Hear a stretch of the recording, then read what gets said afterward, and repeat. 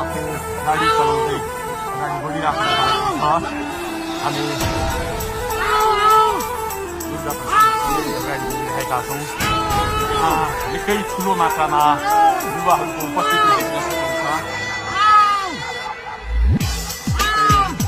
ठुलो मात्रामा युवाहरूको उपस्थिति, प्रहरीको माग दुर्गा चाहिँ आफै अगाडि बढ्दै हुनुहुन्छ। प्रहरीलाई गाडीले घेरेर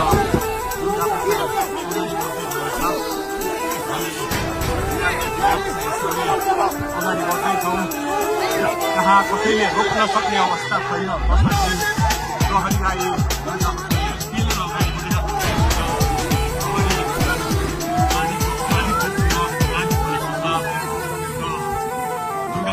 प्रहरी भेट क्लियर छोडिसक्नु भएको छ र अब अगाडि सशस्त्र प्रहरीको टोली रहेको छ।